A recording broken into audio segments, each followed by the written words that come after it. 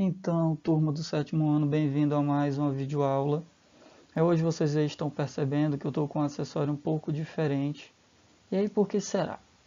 Porque o assunto da nossa aula de hoje é justamente saúde.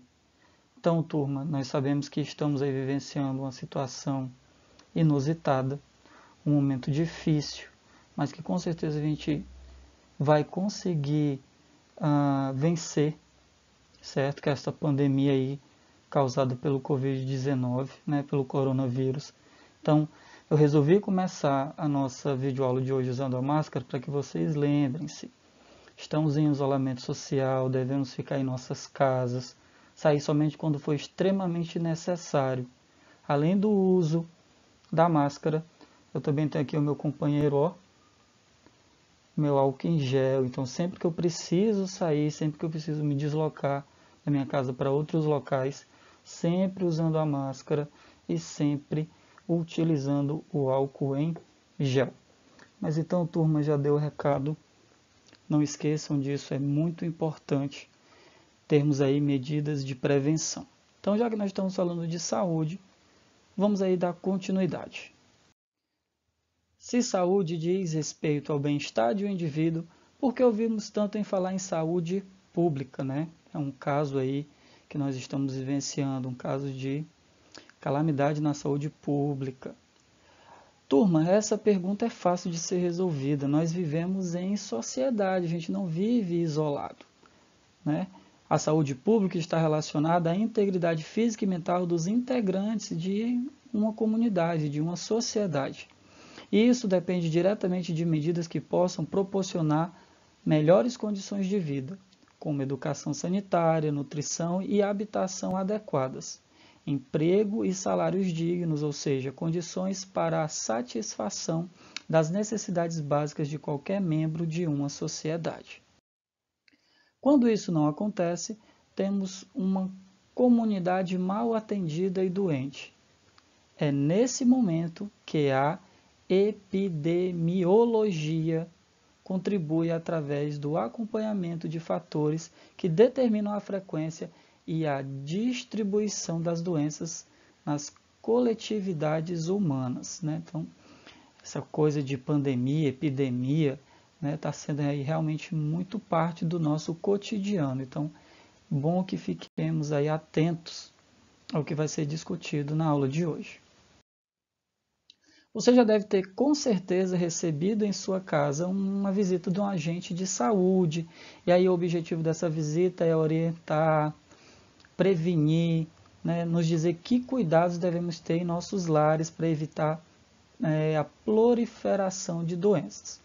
Vamos utilizar aí como exemplo o mosquito da dengue, o famoso Aedes aegypti, que também transmite as infecções chikungunya e zika, que infelizmente há 2 anos atrás eu fui aí acometido por essa bendita chikungunya e até hoje eu ainda sinto certas sequelas em relação a essa doença. Mas vamos dar continuidade.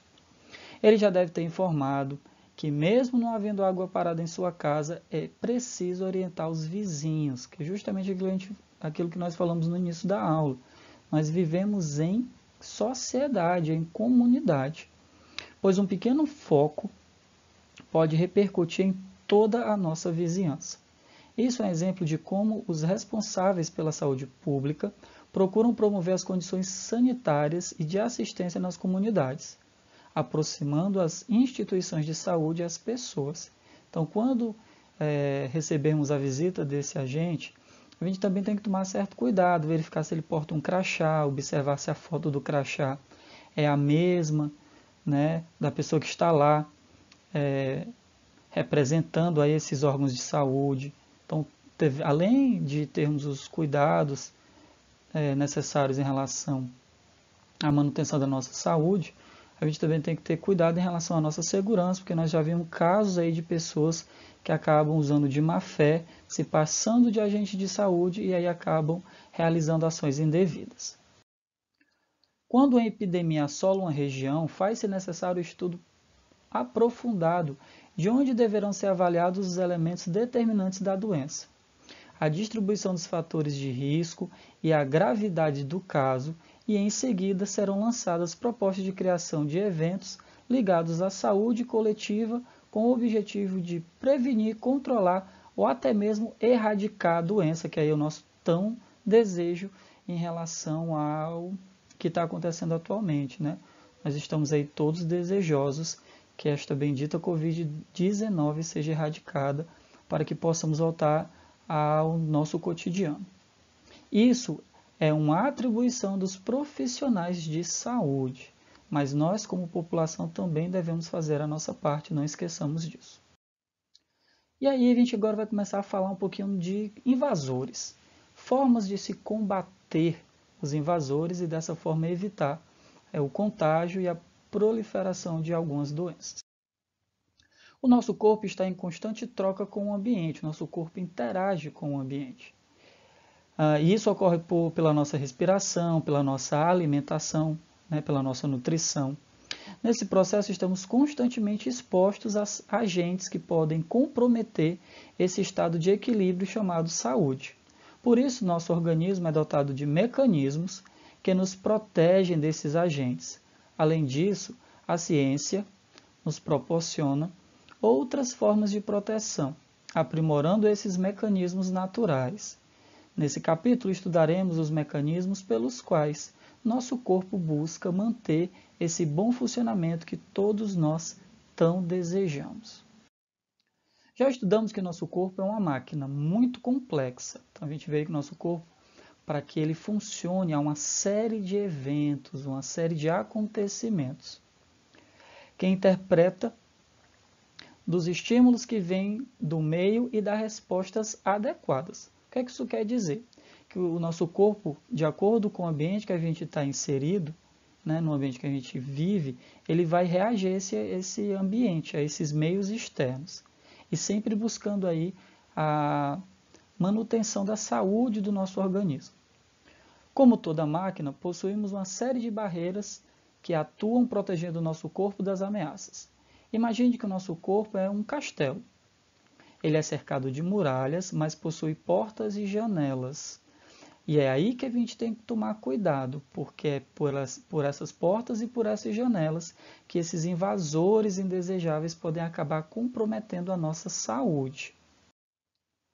Só que nós temos barreiras naturais para evitar aí a invasão desses seres que podem acabar nos prejudicando, acabar comprometendo a nossa saúde.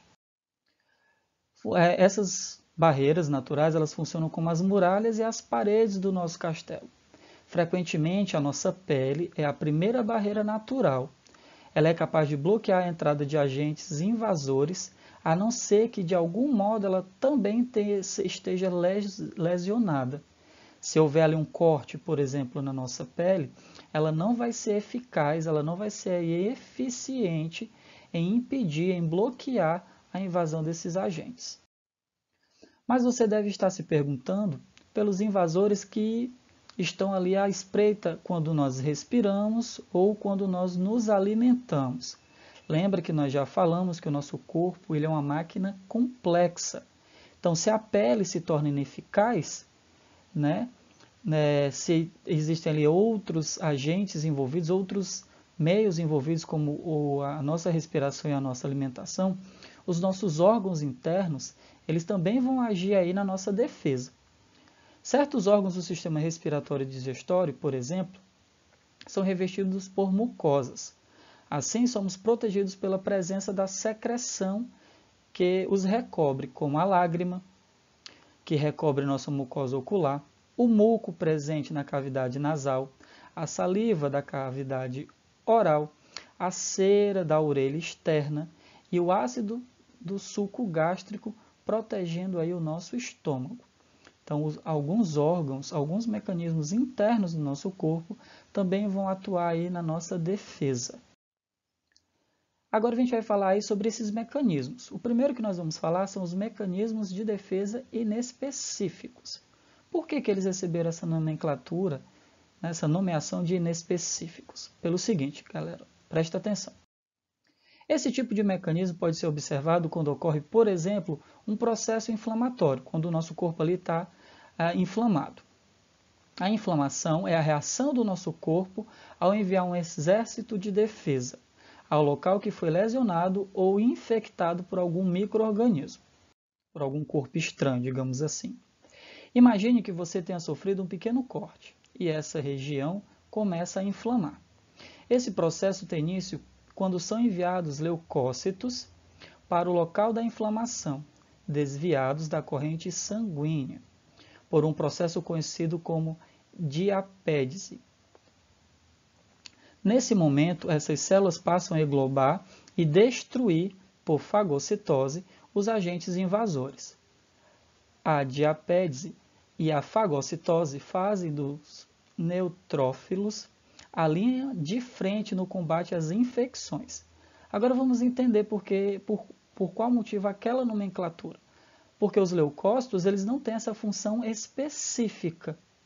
Eles agem nessa defesa por uma necessidade do nosso organismo. Nosso organismo precisa aí se curar. E aí, por conta disso, os leucócitos vão, nesse exemplo citado, agir como um mecanismo de defesa.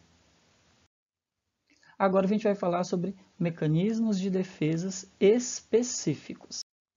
Esse tipo de mecanismo pode ser observado quando o sistema imunológico, além de ser capaz de identificar o micro-organismo que invadiu o nosso corpo, chamado de antígeno, apresenta efeito de memória, ou seja, o agente patogênico da primeira infecção é memorizado e em infecções posteriores é reconhecido, resultando numa defesa mais rápida e eficaz. Então vamos entender. Sofremos aí um processo inflamatório. Esse sistema imunológico ele vai armazenar as informações durante aquela infecção. Quando o nosso corpo sofrer aquela mesma infecção, a memória já está registrada. Então, o sistema imunológico já vai enviar de forma específica os anticorpos necessários, os antígenos necessários para combater aquele micro-organismo, aquela infecção. E isso vai ser muito mais eficaz e o nosso corpo vai se curar de uma forma mais rápida. A defesa pode acontecer quando os anticorpos se encaixam nos micro-organismos, imobilizando-os e destruindo-os.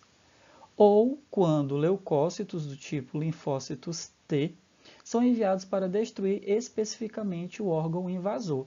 Isso por conta do que já foi falado.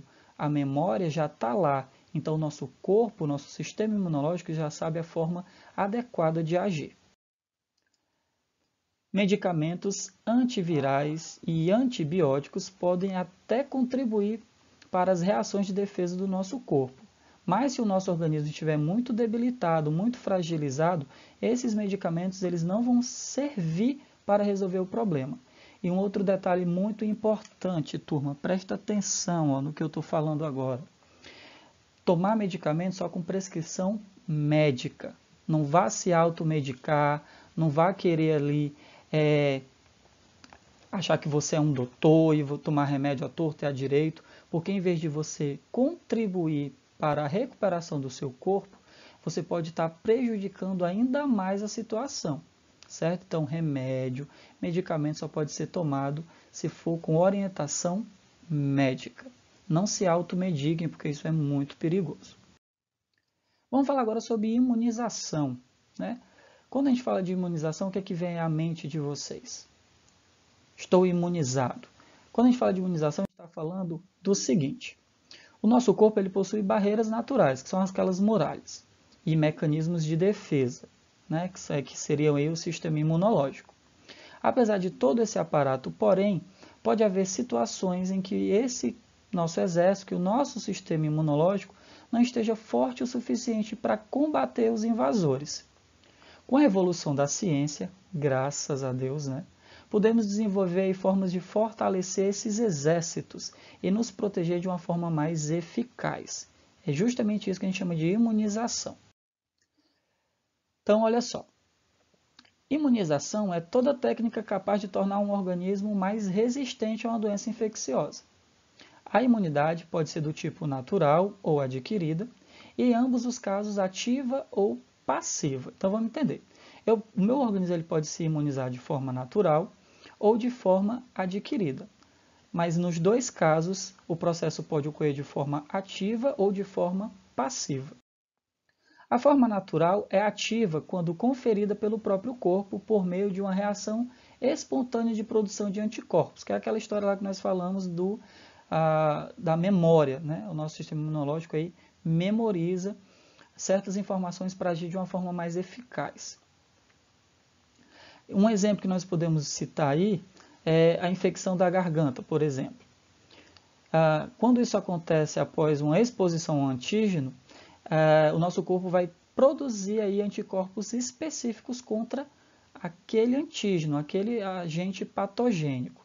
O que é um agente patogênico? É um agente causador de doença. Então, nós dizemos que isso aí é uma forma natural, que o nosso corpo produziu e é ativo, né? Já na forma passiva, ocorre quando anticorpos são transferidos de um organismo previamente imunizado para um não imunizado de forma natural. Vamos entender, o meu corpo produziu aquele anticorpo e o meu corpo transfere para um outro organismo esses anticorpos produzidos por mim. Então, isso aí é uma forma natural e passiva. Então, a gente poderia citar como exemplo o caso aí dos bebês. Quando durante a gestação, por meio da placenta, ou após o nascimento por meio do leite materno, a mãe passa para o filho esses anticorpos produzidos por ela. Então, por isso que é tão importante a amamentação, né? Porque a mãe ali está imunizando o seu filho. A imunidade adquirida ou artificial também pode ocorrer de maneira passiva ou ativa. A forma passiva tem efeito temporário. Acontece quando há a introdução de anticorpos produzidos por outro organismo, o chamado soro. Os soros geralmente são administrados quando o agente agressor, o antígeno, tem efeito muito agressivo sobre o organismo, como o bacilo do tétano ou o veneno de cobra, que por apresentarem efeito muito rápido, não permitem que o organismo produza seus próprios anticorpos a tempo, ou seja, é tão agressivo o ataque ao nosso organismo, que se não for introduzido ali os anticorpos já produzidos, a gente podemos vir a óbito por conta disso. Então, isso aí é uma forma de imunidade adquirida ou artificial. E a gente diz que é passiva porque não foi aí produzido pelo nosso próprio organismo. Já a forma ativa acontece por meio de administração das vacinas, que contêm fragmentos do antígeno ou do próprio vírus, que é um agente patogênico em muitas situações, enfraquecido ou inativo, mas capaz de simular uma infecção, e com isso o nosso organismo vai começar a produzir os próprios anticorpos. O corpo produz o anticorpo, mas isso por conta da introdução, da administração aí desse antígeno ou desse ser patogênico. E aí, por meio da vacinação, o nosso corpo produz os anticorpos específicos para aquele tipo de antígeno e assim nós nos tornamos imunes. Mas lembrando que isso aí é uma forma artificial, né? E ativa porque vai induzir o nosso corpo a produzir os anticorpos necessários.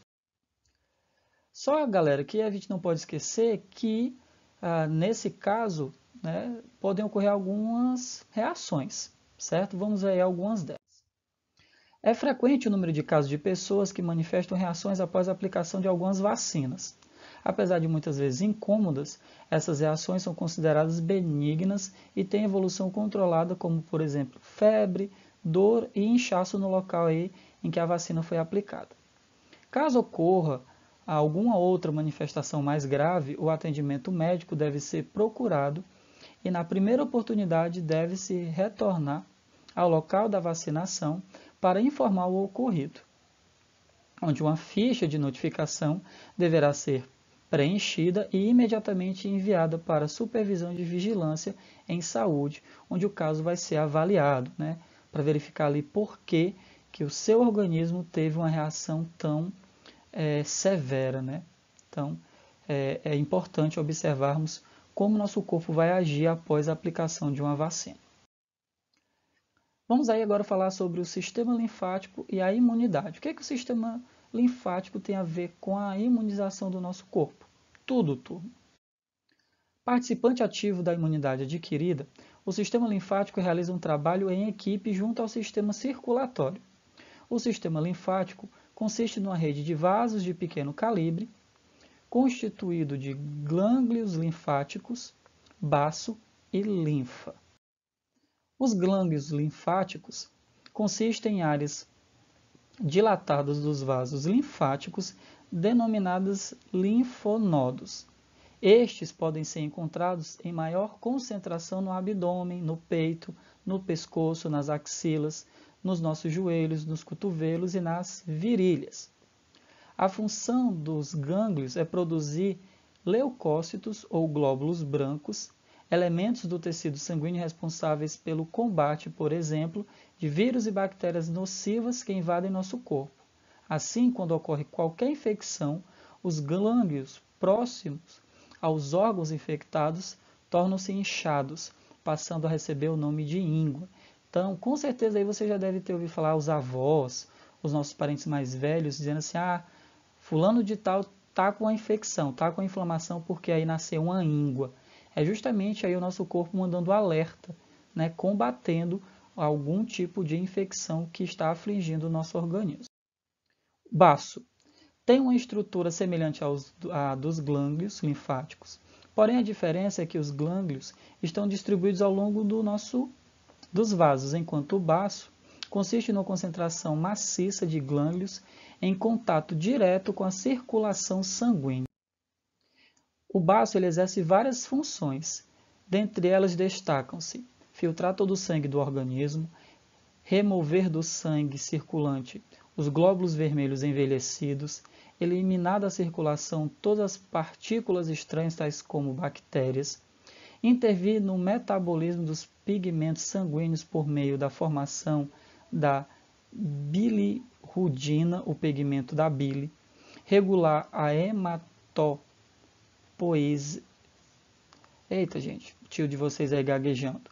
Vamos lá de novo. Regular a hematopoiese, que é a formação das hemácias, fabricar hemácias, linfócitos e monócitos dos fetos e formar hemácias e glóbulos brancos nos adultos. Então, o baço aí tem várias funções mega importantes para a imunidade do nosso organismo, para o funcionamento do nosso organismo. Linfa. É um fluido esbranquiçido, de composição semelhante à do nosso sangue, porém sem hemácias, formado por plasmas, leucócitos e gordura. Ela é responsável pelas seguintes funções: promover a contínua drenagem dos metabolismos catabólitos e água dos espaços intersticiais, reintegrar as proteínas no sangue, conduzir ao sangue os elementos que atravessam a mucosa intestinal no processo de digestão e defender o organismo das agressões de bactérias e agentes tóxicos, conduzindo-os para os linfonodos, onde serão completamente destruídos. Ao concluir todo o trajeto pelo corpo, circulando sempre no sentido periferia para o coração, através dos vasos linfáticos, a linfa é finalmente lançada na veia cava, onde se misturará ao sangue venoso. É como se ela fosse ali fazendo todas as suas funções das extremidades do nosso corpo até chegar ao nosso coração. Tá bom, turma? Chegamos ao final de mais uma aula. Lembra, né? Durante a nossa aula, sempre faça o acompanhamento com a utilização do livro de vocês, também sempre utilizando o recurso do caderno para que vocês possam fazer anotações, para que às sextas-feiras, na nossa sala virtual, lá no Google Classroom, essas dúvidas possam ser retiradas. Então, a atividade referente ao capítulo de hoje, ao capítulo 7, está na página 100 e 101. Então, turma, um grande abraço, realizem as nossas atividades, elas são utilizadas também como nota de vocês, ok? Então, um grande abraço e até a nossa próxima aula.